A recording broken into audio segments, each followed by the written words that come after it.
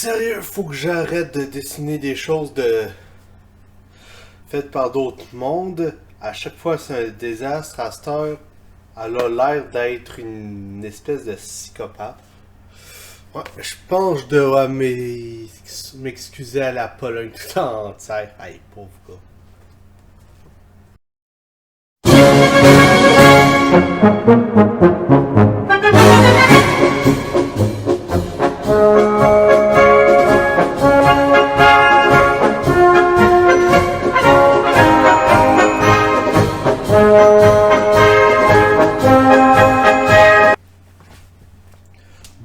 Bonjour et bienvenue à Le Conte vous conte. Alors, ma accroche était peut-être un peu douteuse, mais il existe effectivement une BD par un Polonais à Montréal. Et je fais des dessins de temps en temps et je me suis dit, pour me pratiquer, histoire de pratiquer différentes choses, je vais faire de quoi, puis dire critique. Mais bref, on parle de la Pologne et plus précisément de la Pologne comme État croisé. Pourquoi je considère qu'on devrait considérer la Pologne comme un bon point de comparaison avec le royaume de Jérusalem. Mais d'abord, comme j'aime bien faire, allons-y avec des opinions. Si je dis Pologne, quel est le premier truc qui vient en tête? Roche? Stanisław Lem. Interne? Stagiaire, désolé, stagiaire. El pape qui a détruit l'URSS. Très bien. Alors, pas ce que je voulais, vers où je voulais en venir, mais des bons points pareils. C'est intéressant. Donc, la Pologne. C'est ici, c'est sur la frontière entre l'Europe de l'Est et l'Europe centrale, mais aussi juste à côté de l'Europe du Nord. Et à son apogée, la Pologne-Lituanie chevauchait les trois. Par contre, la Pologne a longtemps été tout simplement une zone pleine de paysans qui vivaient leur vie peinard et qui n'avaient pas de troupes parce que tout était dans des tampons. Il y avait des tampons tout autour d'eux. Par contre, éventuellement, vers le milieu de l'époque médiévale, la Pologne est devenue un État en bonne et due forme, un royaume quand même assez important. Et c'est là qu'on arrive dans le cœur du sujet avec l'histoire de la Pologne, où je me base sur le livre d'Adam Zamoyski. D'ailleurs, je le dis tout de suite, je m'excuse pour toutes les mauvaises prononciations. Son livre a un index, et dans cet index, en fait, parmi les index, il y a un guide de prononciation du polonais, de quelques lettres et autres. Je m'en souviens pas par cœur. Je sais que le W c'est un V, que le J c'est un Y. Mais bref, allons-y. Et d'ailleurs pour les croisades, Jacques Le Goff, Régine Pernoud et l'excellente chaîne Recused History, allez voir ça. Donc, pour le sujet, trêve d'interrogation. Pourquoi je parle de la Pologne comme État croisé? Bien, la Pologne, ça n'a pas pris grand temps après sa formation pour être prise dans les croisades nordiques. Qu'est-ce que sont les croisades nordiques? Eh bien, dans la deuxième moitié de l'époque médiévale, il y avait encore beaucoup de peuplades païennes et aussi quelques peuplades christianisées, mais qui du bord orthodoxe qui faisaient encore des raids. Et donc, justement, la population chrétienne et surtout catholique était victime de raids où des gens se faisaient attaquer, piller, kidnapper, et les kidnappings étaient pour avoir des esclaves. Et il y avait aussi des missionnaires qui se faisaient massacrer. Pour mettre fin à ça, car l'Église a toujours à servir des chrétiens, c'est jamais bien vu, et l'Église a toujours été la plus grande force de lutte contre l'esclavage, bien, un état de croisade presque perpétuel, vu qu'il y en a plusieurs qui ont été déclarés, fut créé justement dans le nord de l'Europe, et la Pologne a été le théâtre de plusieurs combats, mais aussi la Pologne le théâtre de combat est un point de lancement. Donc, très lié aux croisades, tout comme les croisades numérotées, et on fait partie de la vie dans les terres saintes. Toujours parlant des croisades, on ne peut dissocier les États latins d'Orient des différents ordres de chevalerie. Donc, sur ma belle carte, on voit les Hospitaliers, les Templiers, les Teutons. Les Teutons se sont très rapidement ramassés en haut, ici avec la Prussie, et à faire des choses. Donc, Teutons de leur vrai nom complet, l'ordre de Sainte-Marie des Teutoniques. Alors, il faut savoir qu'à l'origine, l'Allemagne, donc le Saint-Empire romain, et la Prusse teutonique étaient des bons amis de la Pologne. Ils ont souvent combattu et longtemps combattu ensemble. Malheureusement, l'Empire a quand même relativement mal viré à un certain point avec des gens comme Frédéric II Hohenstaufen, qui d'ailleurs fut un grand trouble-fête mal aimé dans les États latins.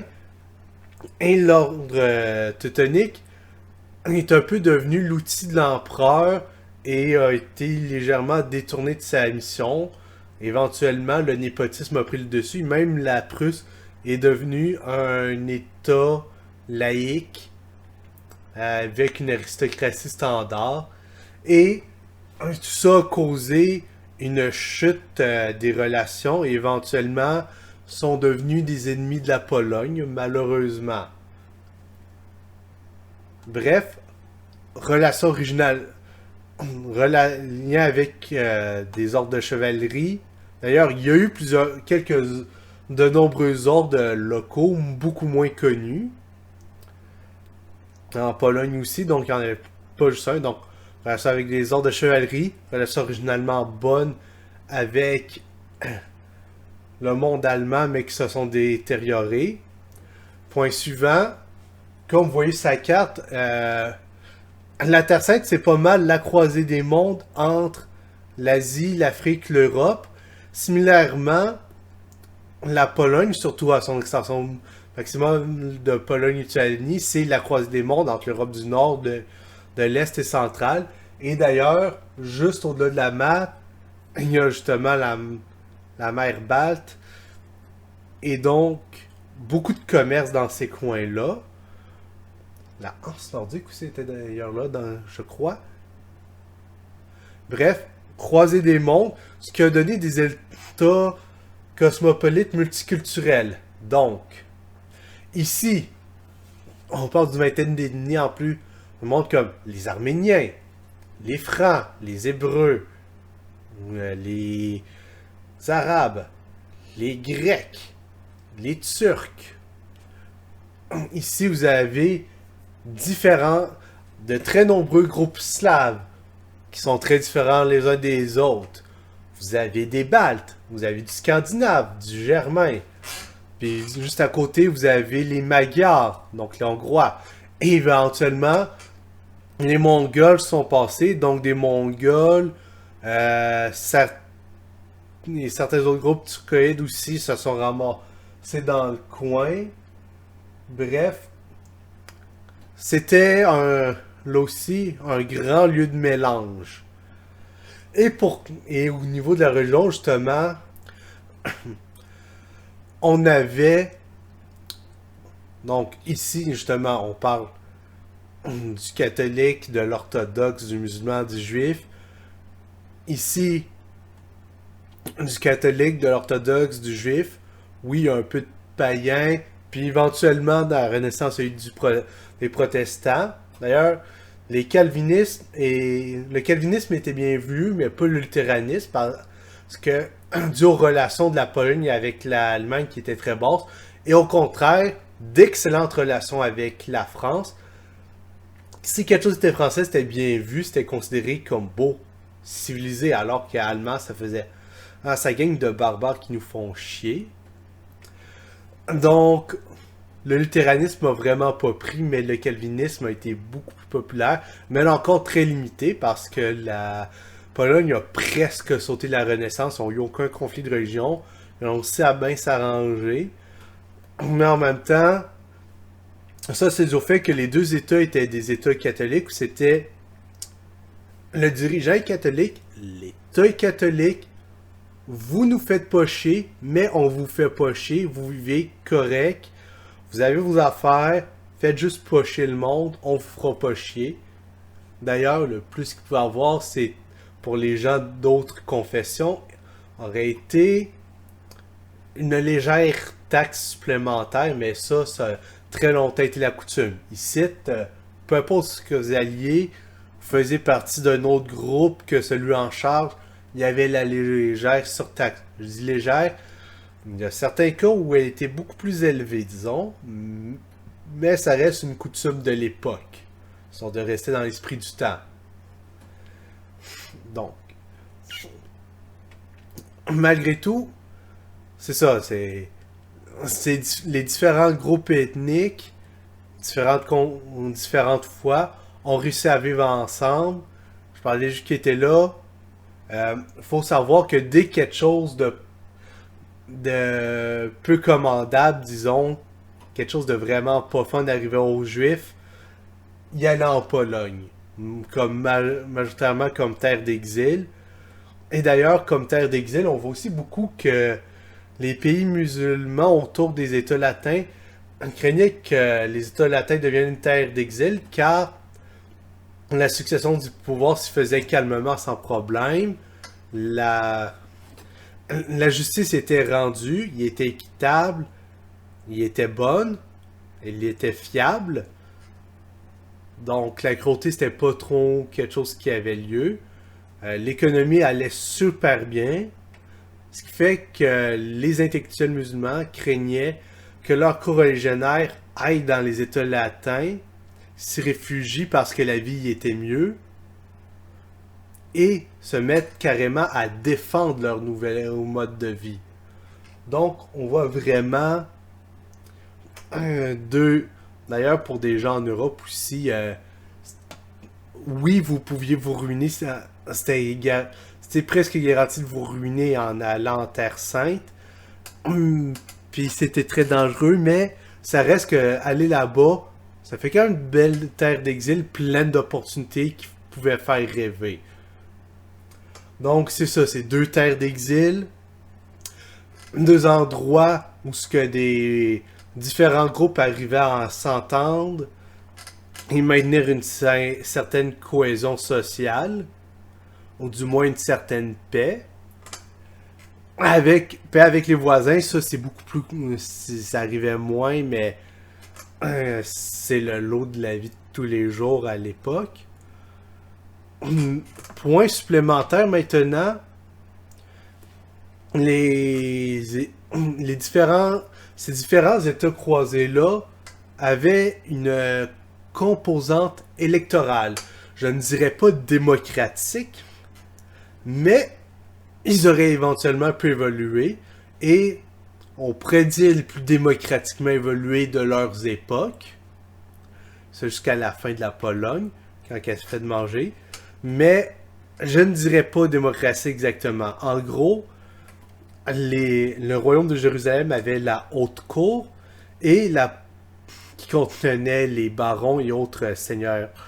La Pologne avait la Slatcha, qui était le nom pour l'aristocratie. Et d'ailleurs, j'aurais dû le dire en deuxième. Il y a encore aristocratie avec guillemets, vu qu'on devrait plutôt dire l'élite guerrière, qui faisait quand même un assez bon pourcentage de la population, plus élevé que dans la plupart des pays. Et avec eux, il y avait ce qui s'appelait la Sejm, qui pourrait être vu comme une sorte de parlement, et qui était très comparable à la haute, non très comparable à la haute cour. Alors ce qu'il faut savoir, c'est qu'un roi devait être approuvé. Bon, oui, des fois il y a eu des échappées, entre autres avec Guy de Lusignan, qui après avoir été envoyé à cause de dans le nord d'Aquitaine jusqu'en Terre Sainte, puis il a causé un gros désastre, c'est-à-dire le désastre d'Antime suivi de la chute de Jérusalem. Éventuellement, la Pologne aussi a eu quelque chose qui s'appelle le déluge, qui était une invasion massive suédoise qui a créé beaucoup de dégâts, plus même que la Deuxième Guerre mondiale. Donc, les deux ont eu des catastrophes. Les deux ont eu quelques échappées, mais en général, même s'il y avait un élément héréditaire, il va avoir l'approbation, et qu'un dirigeant soit élu était assez normal. Même avant de devenir une monarchie élective, la Pologne a eu plusieurs rois élus, et beaucoup de dirigeants du royaume de Jérusalem, en commençant par le tout premier, Godefroy de Bouillon, étaient élus. D'ailleurs, aller chercher un dirigeant à l'étranger, entre autres en France, c'était normal, c'était bien vu, puis c'était une forme de diplomatie pour histoire de maintenir la paix. Il y a aussi des dirigeants scandinaves pour la Pologne, mais en gros, aller chercher un dirigeant à l'étranger, c'était normal. Maintenant, au niveau des armées, point supplémentaire, à leur époque, en termes de qualité de soldats, les Templiers pourraient être comparés à la Légion étrangère française ou aux soldats québécois, donc l'élite de la crème de la crème. Évidemment aussi, et à leur époque de gloire et de leur apogée, en fait, tout au long de leur histoire, les Polonais aussi avaient une assez bonne réputation militairement, mais à leur apogée, c'était les meilleures armées d'Europe. La Pologne avait les meilleures troupes. Et c'est d'ailleurs pour ça que c'est la Pologne qui a sauvé l'Europe en 1683 à Vienne. La bataille de Vienne, que beaucoup de monde associe à la bataille des champs de Pelennor. Et associer les Polonais au Rohirrim, oui, je peux comprendre, même si techniquement ça sera pour un autre épisode. Les Rohirrim ont été basés sur les Français, mais bref, le cas, il y a eu plusieurs points. D'ailleurs, les universités polonaises et françaises s'aimaient beaucoup. Donc, sur plusieurs points, la Pologne et les États latins avaient d'excellentes relations avec la France. Ce qui nous amène, malheureusement, à ce temps que toutes les belles choses ont été dites, d'arriver sur les sujets de la fin.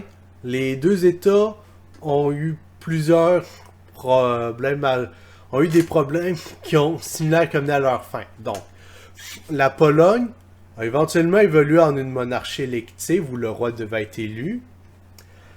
Et d'ailleurs, plusieurs des rois élus ont tenté, même avant ça aussi, ont tenté de faire des réformes à la Seigne pour enlever son plus gros défaut, c'est-à-dire le fait de devoir être à l'unanimité, ce qui rendait les blocages beaucoup trop faciles.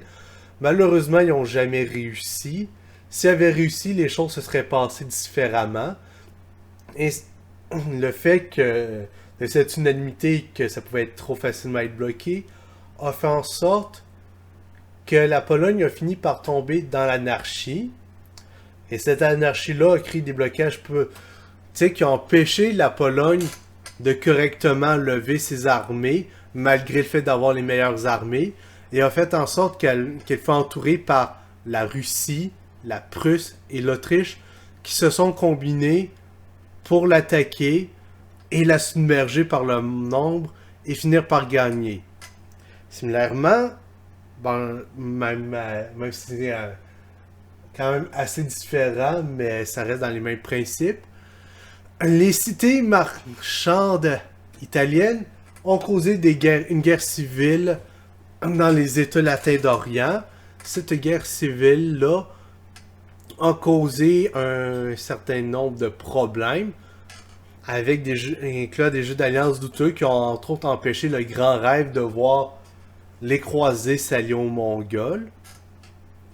Et même Saint-Louis a juste pu amener une trêve temporaire.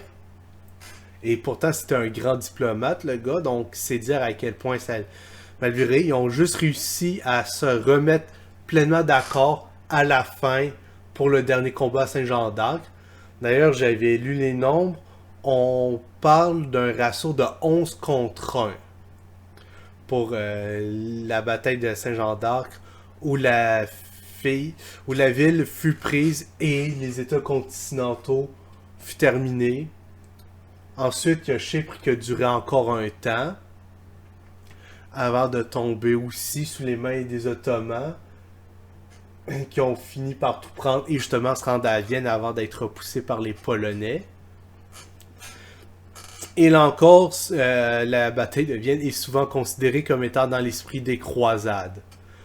Donc, comme vous voyez, si on résume bien, on parle d'États qui sont intimement liés aux croisades, avec une armée d'élite, d'États qui avaient des relations importantes avec les différents ordres de chevalerie, qui avaient d'excellentes relations avec la France, des relations régionalement bonnes, mais qui se sont ternies avec l'Allemagne, qui était à une sorte de croisée des mondes, et donc ce qui les rendait cosmopolites, et qui aurait pu causer beaucoup de troubles, mais qui au final ont réussi à faire en sorte que les gens des différentes foi et ethnie ont réussi à vivre en paix à l'intérieur. Ces endroits-là étaient vus aussi comme un bon lieu pour s'y réfugier. La cour avait son mot à dire. Des élections, c'était normal. Et éventuellement, c'est des problèmes internes qui ont causé une implosion de la force de combat et qui mélangé à un surnombre des ennemis qui les entouraient ont causé la fin des 10 États. J'espère que j'ai assez bien condensé pour pas faire un essai de 40 minutes comme ma première prise ou un cours de 2h30 universitaire comme je pourrais faire. Mais comme vous voyez, le royaume de Jérusalem et le royaume de Pologne, et éventuellement, devrait-on dire, la Pologne-Lituanie, étaient des endroits assez similaires au point où ce qu'on pourrait jusqu'à un certain point utiliser l'un comme modèle de comparaison avec l'autre pour voir comment ça aurait pu évoluer et vous essayez de bien comprendre certaines mécaniques en jeu. Sur ce, je vous souhaite une bonne journée et au prochain épisode de Le Conte vous conte.